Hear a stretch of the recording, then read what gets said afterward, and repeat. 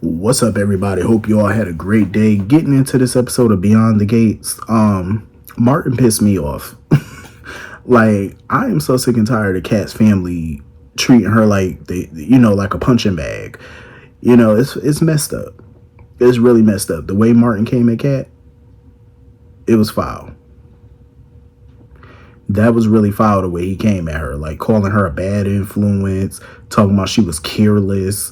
How was she careless? She was having a conversation with her cousin. These are both two adults having an adult conversation. Samantha's a teenager. They didn't even know Samantha was even there. You know what I mean? She eavesdropped on a private conversation. Well, not really a private conversation, but you eavesdropped on a conversation. And it's not like Kat encouraged her to have sex with that boy. Kat had a real conversation with her about this. Kat is anything, she's far from a bad influence. Like, let's be for real.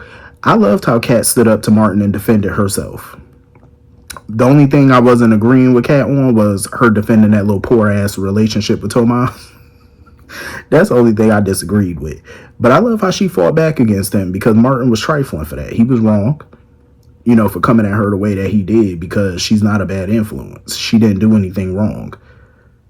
And she never encouraged Samantha to do anything she shouldn't do. She just was being real with her. And she was trying to be as realistic with Samantha as humanly possible.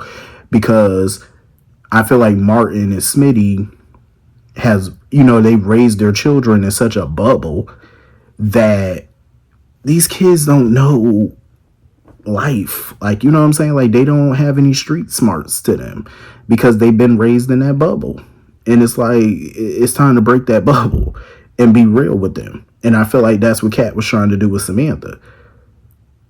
That's all. It's like Samantha is a teenager. It's not like she don't know about sex. It's not like she don't hear kids in her school talk about it. She's not stupid to it.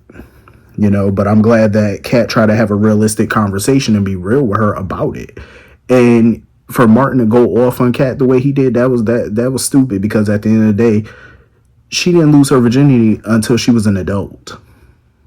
And even Vernon said before how Kat has years on Samantha. You know what I'm saying? So to blame her for Samantha's actions is totally ridiculous. And then to sit there and quit Chelsea Kat for Samantha, yeah, he was out of pocket for that. And what pissed me off even more was Nicole.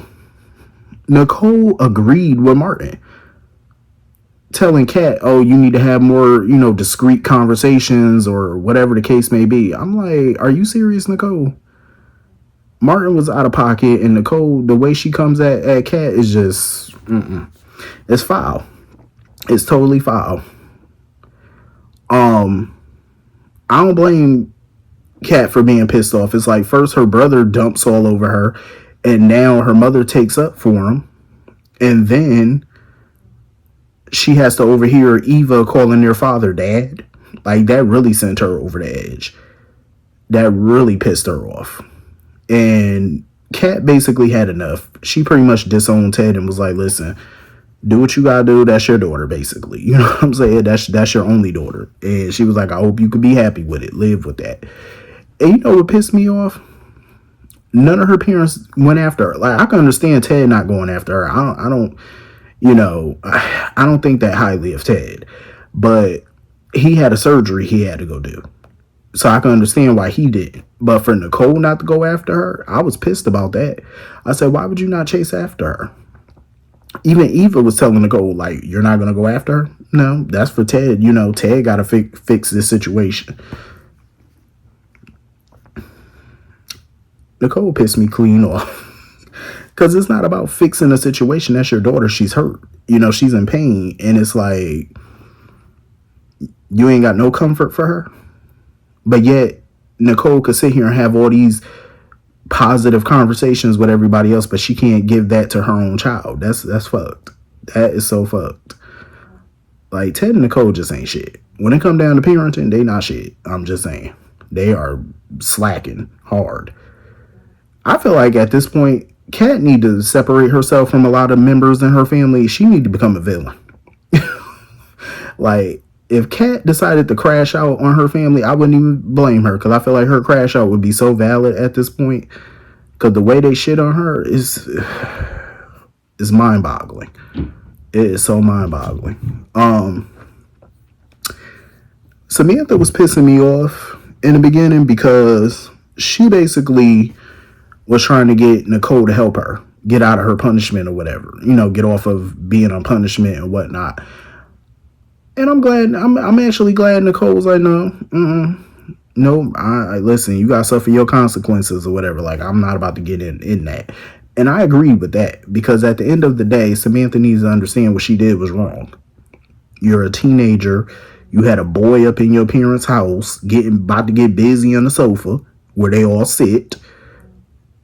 Yeah, you're going to be punished. Are you nuts? You had a boy in the house without supervision. You're going to be punished. And she really sitting here trying to fight against it. Talking about, oh, shouldn't the crime fit the punishment? It does fit the punishment.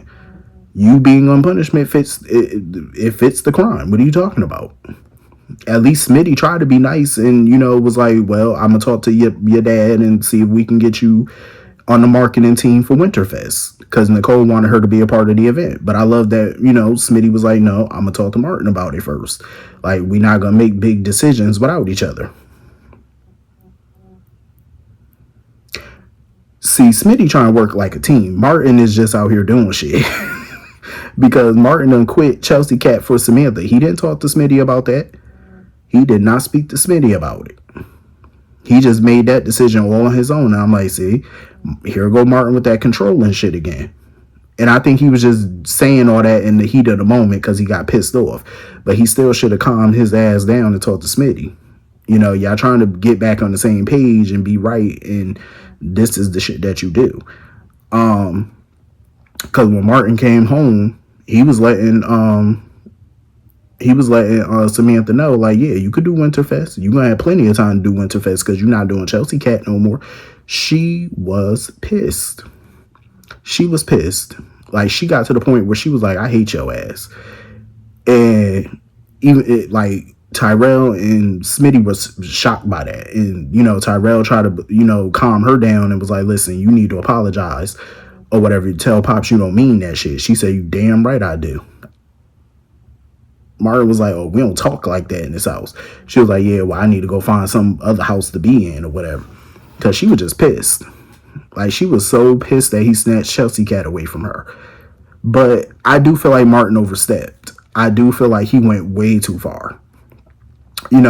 You sitting here talking about people being bad influences on your daughter, but yet you allow her to be around June.